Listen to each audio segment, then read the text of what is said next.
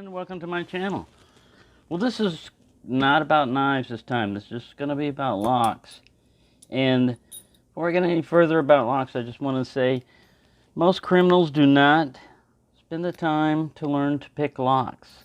They bypass them. And what I mean by bypass them is they usually cut the shackle or take a crowbar or something else. You know, they use brute force. But bypassing is another thing that basically, if you start getting into lock picking, you're basically going to have to understand the different types of locks that are out there and the different ways that they are exploited. And sometimes you don't even have to pick a lock. You just have to get the right tool. Now, what this is called is, you see, it looks like a comb. This is called a comb pick, and it's not really a pick. What it does is, if the lock is not designed properly, you can push all the pins, both the key pins, which are down in the bottom, and the driver pins, which are up here in the lock. You can go past them and create a second shear line. So let's look at this one. See, it's a Master Lock 140. I know it has this exploit. They make different sizes ones of these that are different spaces. See, like this is for 5 pins and it's spaced out. You got to get the right spacing. There's really only like 4 of these that they have. Here's a 4, but it's, you know, bigger and wider, spaced out. This is the right one. All you do is get up in here and line up the pins. You basically just get to where you're on top of everybody, and then just push all the way up like you're a key, you know. Here, see, I'm pushed all the way up, and then you just turn it, and boom, you're in. No picking, no muss, no fuss. Here's another 140. This is easily fixed if the manufacturer designs the lock properly. All you need is one pin that's just a little bit too long to push, you know, both the key pin. Also, warded locks. These are the oldest type of locks. Basically, there's an actuator up here somewhere, an actuator. And the only thing that's stopping you are these little pieces of things that are in the way. And, of course, they make what is known as a warded pick set. And this covers pretty much every warded lock out there. So you just stick it in and turn it, oh, and bam. No picking. No picking required. If you don't have the right one and you go to put it in there, it won't fit. There's some that the keyways are too big. This is a small keyway. So we got this double one. Even the double one might work. No. See, there's a ward. There's a thing preventing this from turning. And all it is just a piece of metal, plate that's in the way to keep it from turning. And where the plate is not at, see, if this was filed down, this one would work. But that's basically what this guy is. Because sometimes they would, instead of always hide it up in the top, they'd bring it back one just to hide it. So it would be harder to get. And these are spring-loaded latching pawls up here too. So on some locks, they're what's known as, I don't have one right now. Corbin is one of those that does that. But what I mean by unshielded is the mechanism, the locking mechanism, usually you can get it to work on a double locking one like this where it locks on both sides. You go up and you just basically, you're pulling on the shackle a little bit, and you go up and you get one to click, you know, it's starting to move a little bit, and then you go to the other side and you do the same thing, and boom, it pops open. Sometimes it's only one side. Like they'll put a cutout here like there's a lock, but there isn't one inside there. It's just showing off. And all you got to do is defeat this one. So that's why I don't think the 140 is like this. I don't think it's. I used to remember. No, it's shielded. All you have to do is put a little piece of metal in there to prevent this from going through. So there's some basic quickie ones, you know, like I said, these are specialized tools, but they're not that expensive. And there's other ones for automotive. These are kind of like you put them in there and they're kind of like tryout keys. You're putting them in. My Jeep was broken into with something kind of like that. And then for desk drawers and filing cabinets and all that other stuff. Filing cabinets are one of those where you can just reach in.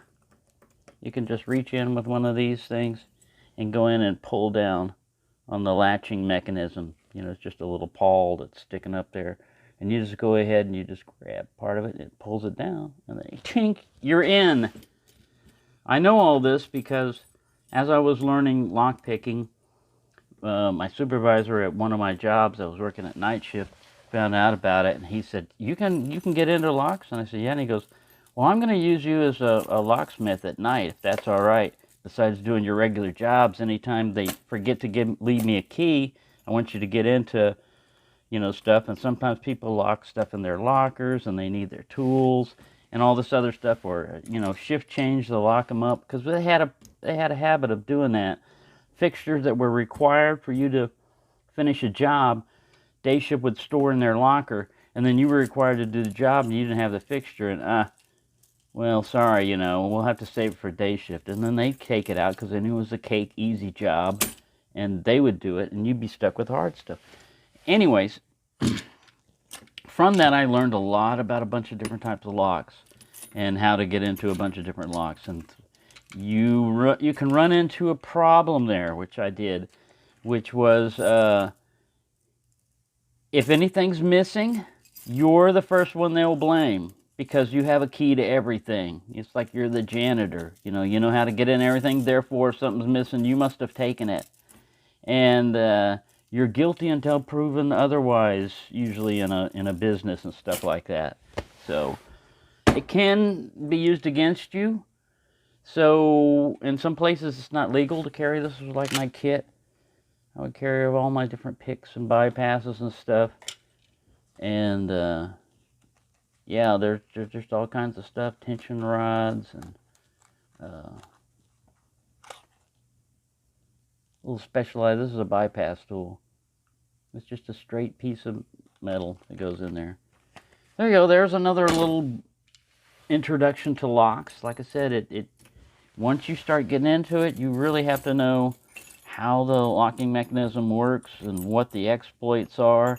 And as far as getting into a lock without a key, anything goes except for like cutting a shackle. We were like, ah, man, that's not lock sport. That's just brute force, you know. Sometimes you have to do that. And that's why locksmiths a lot of times are not really into so much lock picking.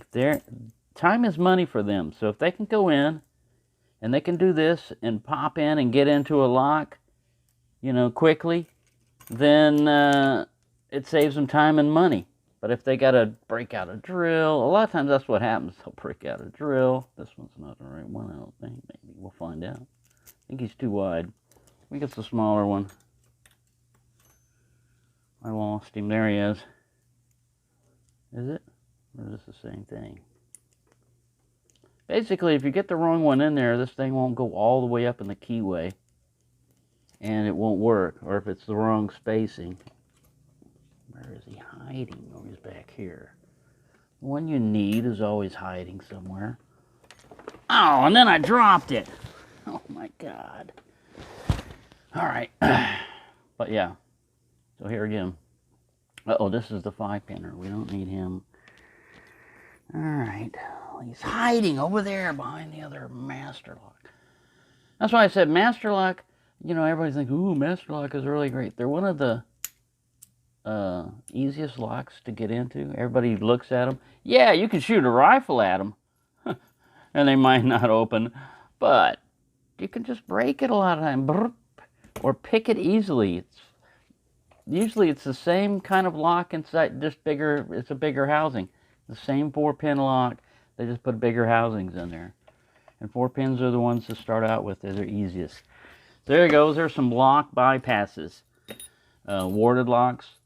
Probably a lot of people run into these before. They don't use them much. They're very useful in dusty environments because they work well in dusty and dirty and grimy environments. And it's just, a lock a lot of times is just the illusion of security. It just keeps honest people out. That's all it does. A criminal, a lock is not going to stop them. And they're not usually going to pick a lock. They're going to bypass it. Because it takes a lot of time. It takes a lot of time and a lot of effort. And criminals are not into that, man. If it was time and effort, if they had the skills to pick a lock, then they could have an honest living. You know, they could do something honestly. But criminals are not like that. They want the easy way out. They want the easy way. They want to take things from you. Scumbags! All right, calm down, calm down. Keep calm, keep calm. Thank you for watching, and have a nice day.